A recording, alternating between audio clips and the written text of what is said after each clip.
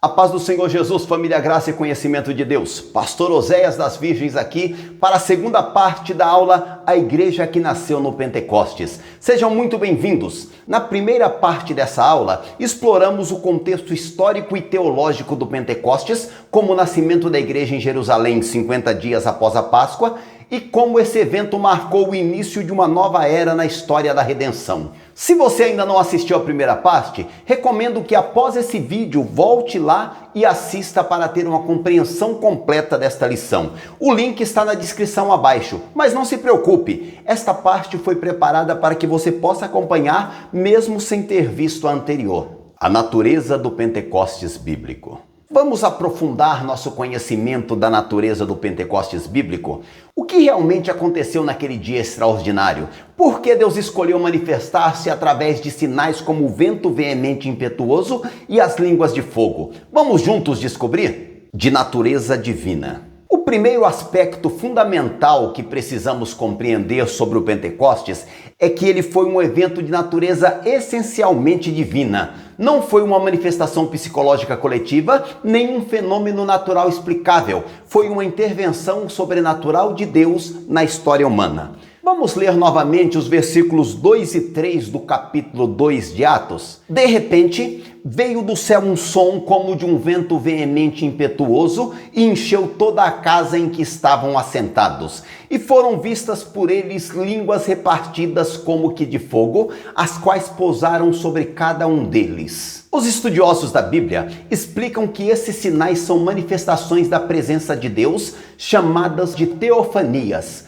Uma teofania é uma manifestação visível, audível ou tangível de Deus. É, portanto, uma demonstração de que o Senhor está presente de forma perceptível. No Antigo Testamento, encontramos várias teofanias. O aparecimento de um anjo em forma humana a Manoá em Juízes 13, a chama na sarça ardente vista por Moisés em Êxodo 3, 2 e 3, ou o fogo, fumaça e trovões no Monte Sinai, em Êxodo 19, 18 a 20, em cada um desses casos, Deus se revelou de maneira visível e audível para comunicar sua presença e sua mensagem. No Pentecostes, os sinais do som, como de um vento impetuoso e as línguas de fogo, são manifestações teofânicas semelhantes. Eles indicam que Deus estava presente de forma extraordinária, inaugurando uma nova era na história da salvação.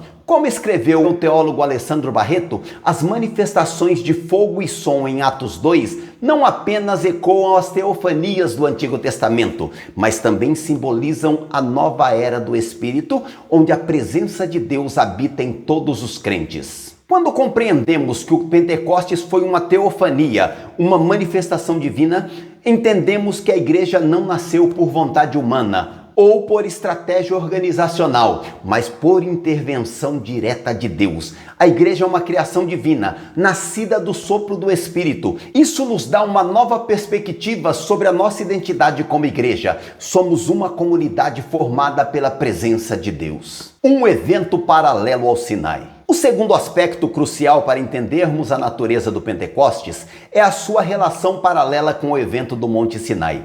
Este paralelo não é coincidência, mas um design divino que revela a progressão do plano redentor. Na tradição judaica do primeiro século, o Pentecostes não celebrava apenas uma colheita, mas também comemorava a entrega da lei a Moisés no Monte Sinai. Esta conexão era bem estabelecida no judaísmo da época de Jesus. Se formos estudar, veremos que no Sinai houve trovões, relâmpagos, som forte de trombeta e o monte coberto de fumaça, porque o Senhor desceu sobre ele em fogo, conforme relatado em Êxodo 19, 16 a 18. No Pentecostes, houve o som de um vento veemente e impetuoso e línguas como de fogo, conforme Atos 2, 2 a 3. Ambos os eventos envolvem manifestações audíveis e visíveis da presença de Deus. No Sinai, Deus estabeleceu a sua aliança com Israel como nação. No Pentecostes, Deus inaugura a nova aliança prometida em Jeremias 31, 31 a 34, escrevendo sua lei não em tábuas de pedra, mas nos corações dos crentes. No Sinai, Israel foi constituído como reino de sacerdotes e nação santa, conforme Êxodo 19:6. No Pentecostes, a igreja é estabelecida como uma comunidade de profetas, cumprindo o anseio de Moisés, manifestado lá em Números 11 e 29. Segundo tradições judaicas, quando a lei foi dada no Sinai, a voz de Deus se dividiu em 70 línguas para que todas as nações pudessem entender. No Pentecostes, os discípulos falaram em diversas línguas, permitindo que pessoas de todas as nações ouvissem as maravilhas de Deus. O teólogo Gregory K. Beale observa: se nossa análise estiver correta, a teofania do Pentecostes também pode ser compreendida como a irrupção de um novo templo que acaba de surgir no meio do antigo templo de Jerusalém, que estava sendo superado. Este paralelo nos ensina que, assim como no Sinai a presença de Deus se tornou real no tabernáculo, no Pentecostes a presença de Deus se torna real na igreja. Não somos apenas uma organização religiosa, mas o templo vivo de Deus, onde sua presença habita através do Espírito Santo. Isso eleva a nossa compreensão da santidade e do propósito da igreja na terra, centrada em Cristo e nos tempos finais. O terceiro aspecto fundamental da natureza do Pentecostes é que, embora seja uma manifestação do Espírito Santo, ele é centrado em Cristo e tem uma dimensão escatológica, ou seja, está relacionado aos tempos finais. Na pregação de Pedro no dia de Pentecostes, ele deixa claro: a este Jesus Deus ressuscitou, do que todos nós somos testemunhas. Exaltado, pois, à destra de Deus, tendo recebido do Pai a promessa do Espírito Santo, derramou isso que vós agora vedes e ouvis, conforme Atos 2, 32 e 33. Pedro mostra que o derramamento do Espírito Santo está diretamente relacionado à morte, ressurreição e ascensão de Cristo. O Pentecostes é o resultado da obra completa de Jesus. Sem a cruz, sem a ressurreição, sem a ascensão de Cristo à destra do Pai, não haveria Pentecostes. Jesus mesmo havia dito, e João registrou no versículo 14 do capítulo 16 do relato que fez do Evangelho: mas eu vos digo a verdade, convém-vos que eu vá, porque se eu não for, o Consolador não virá para vós outros. Se porém eu for, eu vou-lo enviarei.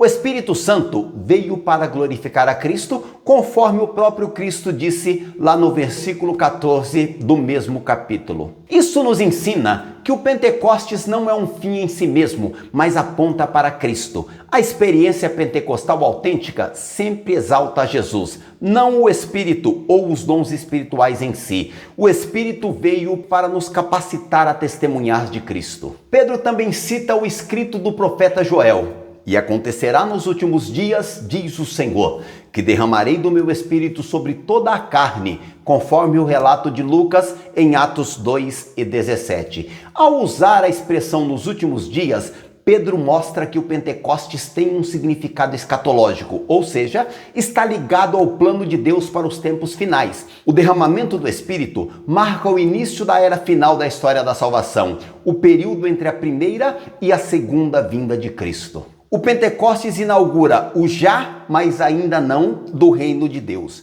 Já experimentamos as primícias do Espírito, mas ainda aguardamos a plenitude da redenção. Como Paulo escreve: nós mesmos que temos as primícias do Espírito, gememos interiormente, aguardando a adoção de filhos, a redenção do nosso corpo, conforme Romanos 8 e 23. Esta dimensão escatológica nos ensina que vivemos em tempos extraordinários. O derramamento do Espírito no Pentecostes é um sinal de que os últimos dias começaram. Não vivemos em um tempo comum, mas no tempo do cumprimento das promessas de Deus. Isto nos dá um senso de urgência e propósito em nossa missão como igreja e testemunhas de Cristo na terra. Ao explorarmos a natureza do Pentecostes bíblico, descobrimos 3 aspectos fundamentais que transformam nossa compreensão deste evento extraordinário. Vimos que o Pentecostes foi um evento de natureza divina, uma teofania onde Deus se manifestou de forma visível e audível através do som como de um vento impetuoso e das línguas como de fogo.